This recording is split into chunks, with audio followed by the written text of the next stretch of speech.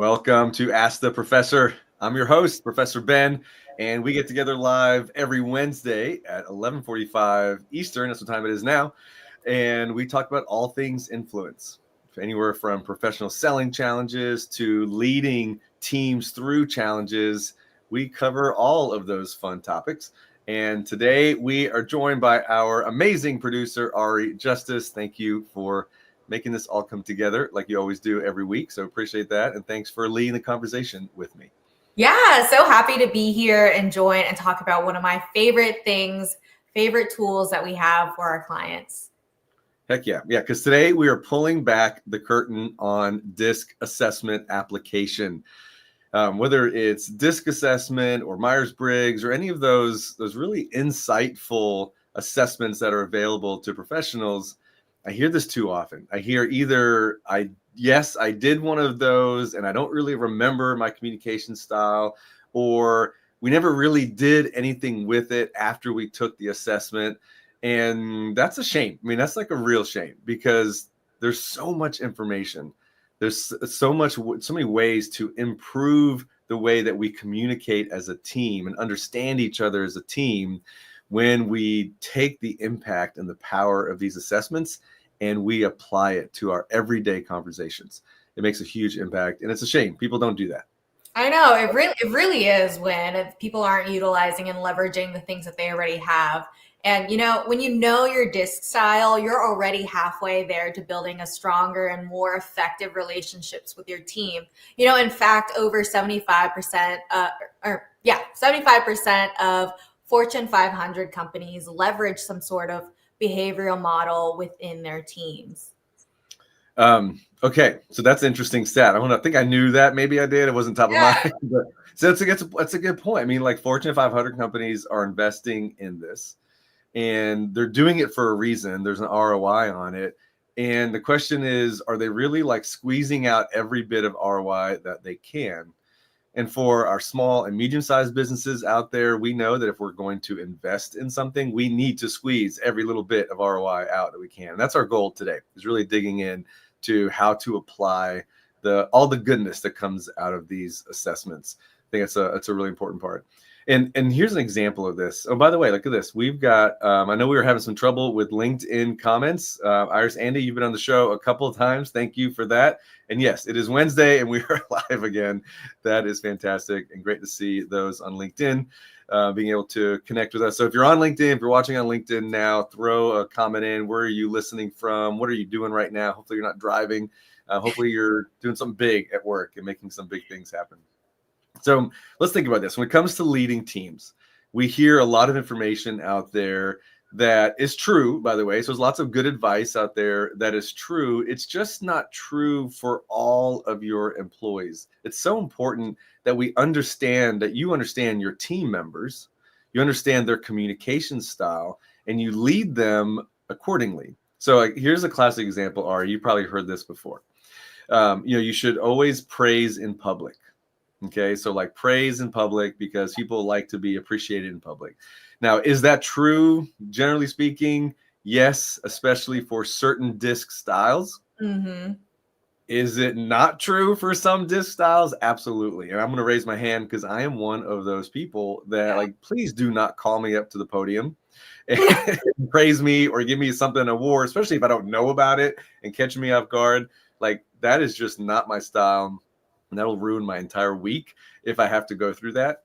Of course, there's the other side of the spectrum where people want to be praised. If they're not called up to the stage to receive an award or to get a pat on the back, then that ruins their week. So we just got to know who appreciates what, and that way we can lead them accordingly.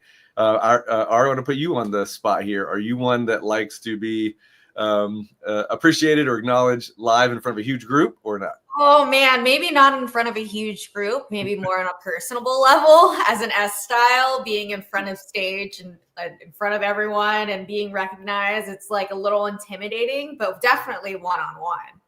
That makes me feel warm and fuzzy. Absolutely. So I'm the same way, right? So like that one-on-one, that means the world to me. That's really important. But those of you that are watching right now, Where are you?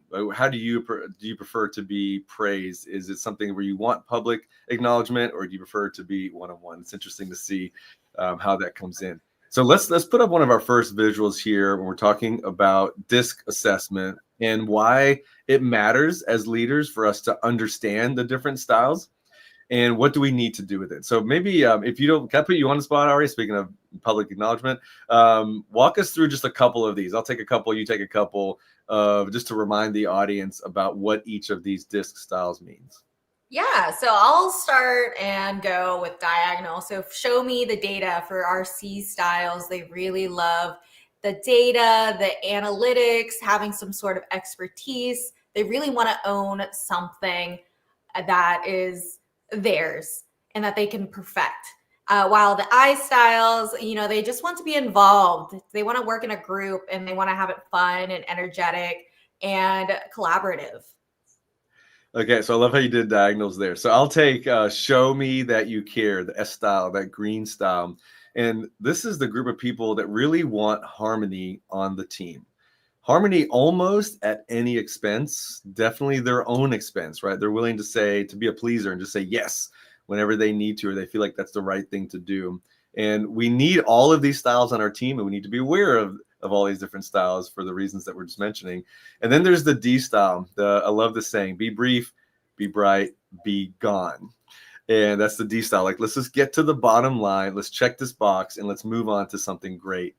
And this is that person, by the way, which is my wife, which, the light turns green, and before my foot can even get from the brake to the pedal, go. Okay, let's go for it. So those D styles are just ready to move. And again, we need all four of these styles on our team. There's not one style that's going to be better at a certain role on the team per se. We can have D styles that are good at spreadsheets and good at analytics. We can have C styles that are good at taking charge. They're just going to have to work for it just a little bit more. So we need all these styles on our team. Yeah. Now, here's the thing. Go on to that next step. Go ahead, Ari. Oh, I was just going to say, it's super important to remember that no style is better than the other. I know some people are envious of another style and be like, I wish I was X, Y, Z, and more direct. Yeah, you can be more direct, but you don't have to be a D style. You can flex it on your own. We got this comment here. I feel like I'm all of those. And that's so there's some truth to this. So thank you for bringing that up, is that we flex between all of these different styles throughout the day. So there are times in the day where you're going to be more D style. There's times in the day you're going to be more S style. What you will notice as you start to pay attention to this is that you tend to lead with just one or two of these, right? In your kind of natural state as you're working through the day, you're going to lead with just one or two, and that's where you're going to feel most comfortable. So it's a great point from one of the listeners there.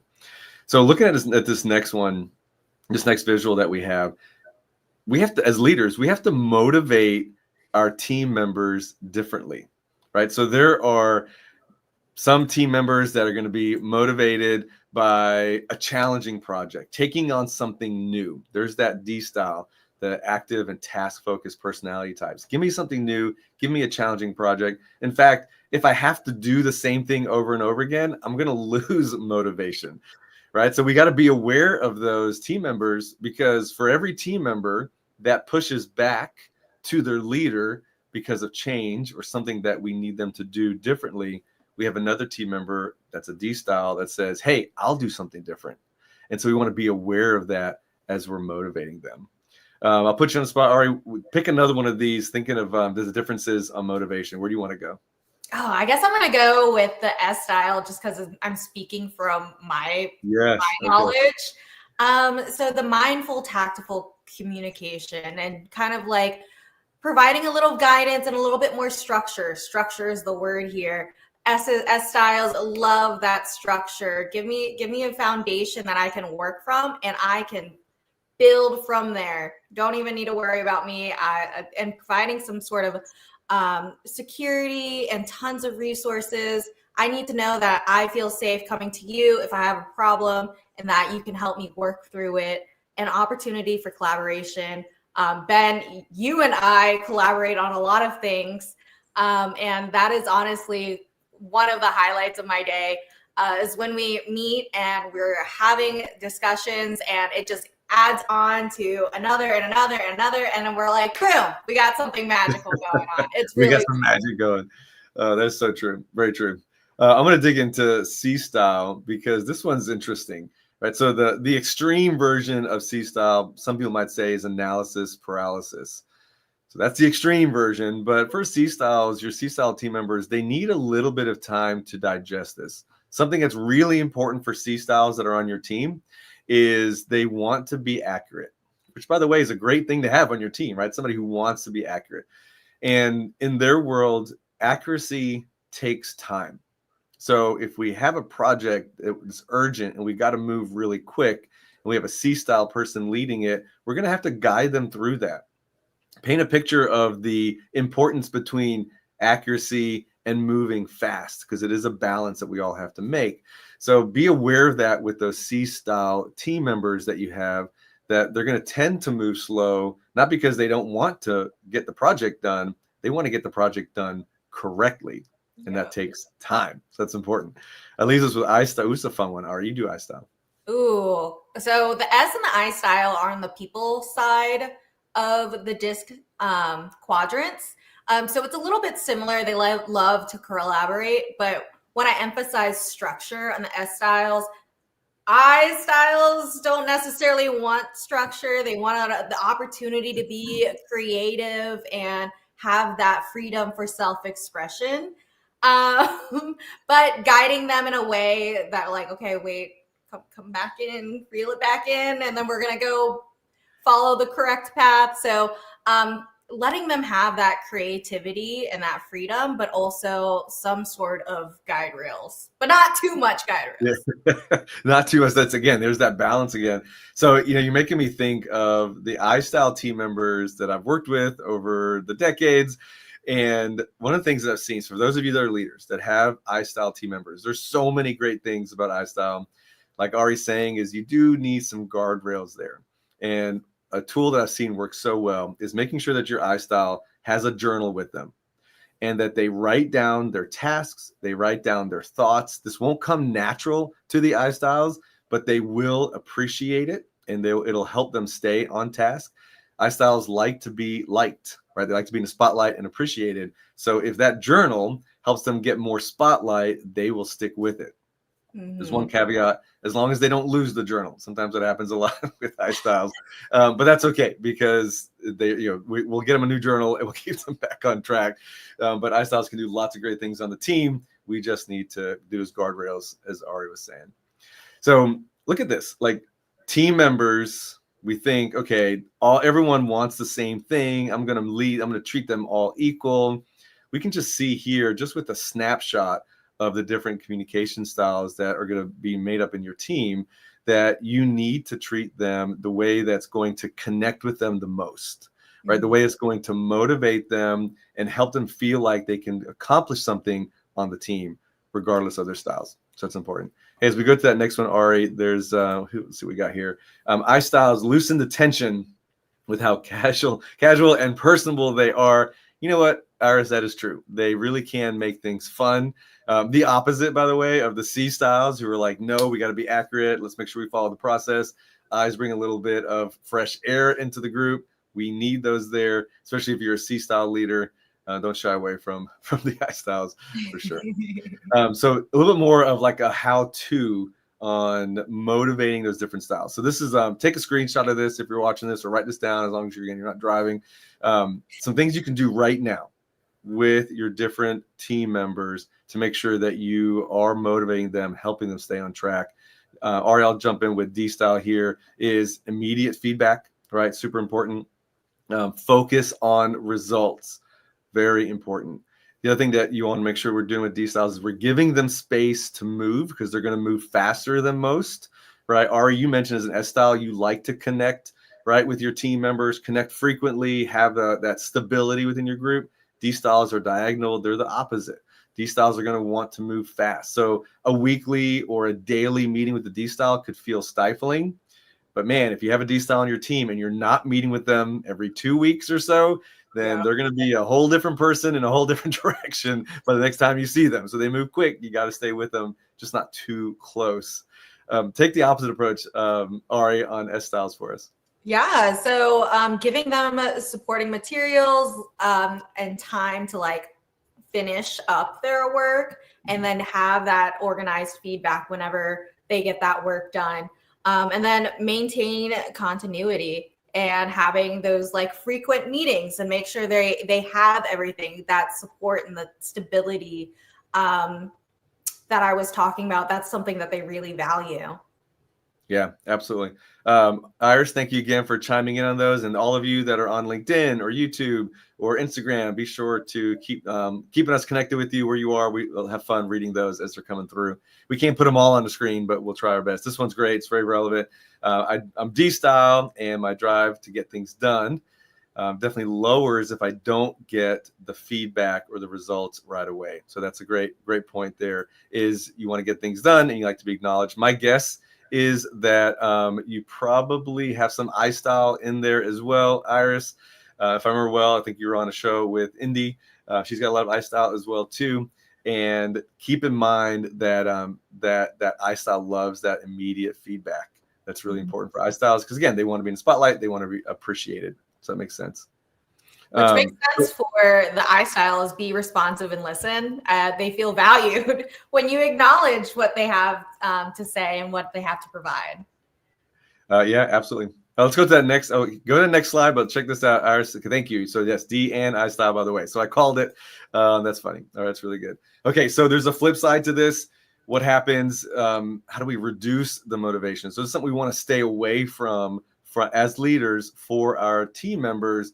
Be aware that there are certain things that are going to motivate some of your team members, and you could try to copy and paste that because it worked with one and copy and paste it to the other. It's not going to work if they're a different style, especially if they're a diagonal.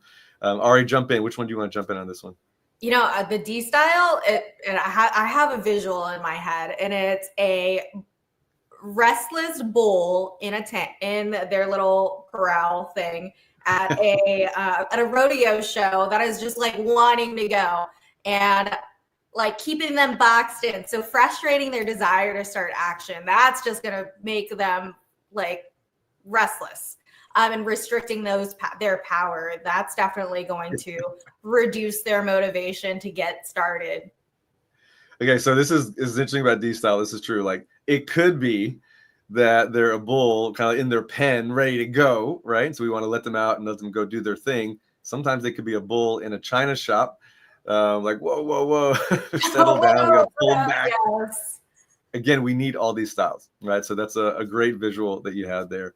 Let's talk about I style. And so demotivating I styles is starting to, you talked about guardrails last time, Ari. If we have too many guardrails, especially guardrails that they can't make the connection with how it's going to help them win and do more good things, that's going to really stifle your I styles. Okay. So, I mean, and sometimes guardrails could be like too many meetings where they're not allowed to talk and participate. Yeah. Right. Like, I'm not here just to sit in the shadows if I'm an I style. Like, I want to have some sort of connection with the people in the room or the people on Zoom. They gotta feel that connection. So holding them back, stifling them, that's going to demotivate them.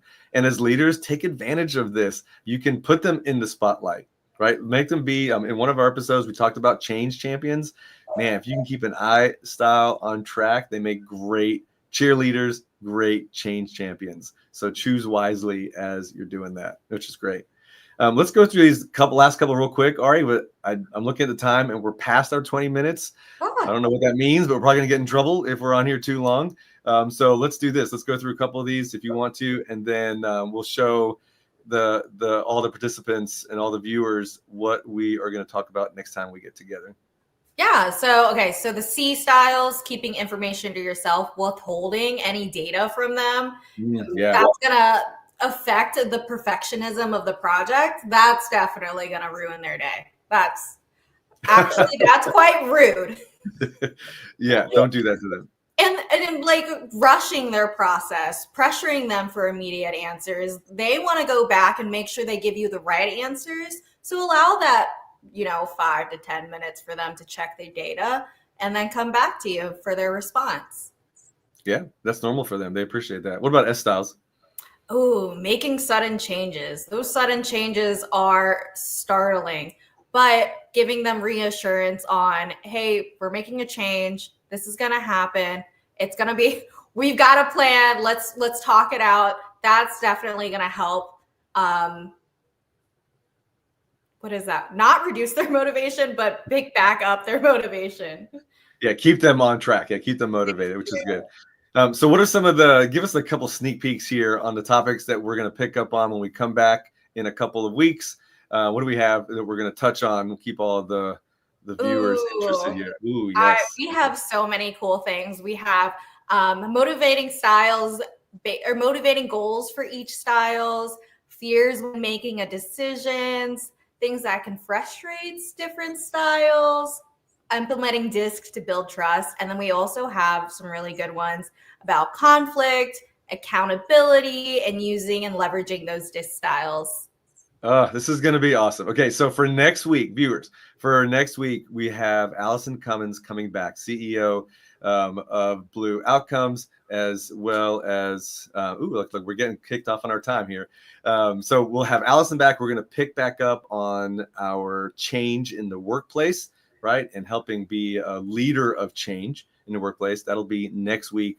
And then I believe the week after that, Ari, you and I can pick up on all this great information of pulling the curtain back on disc. Does that sound right?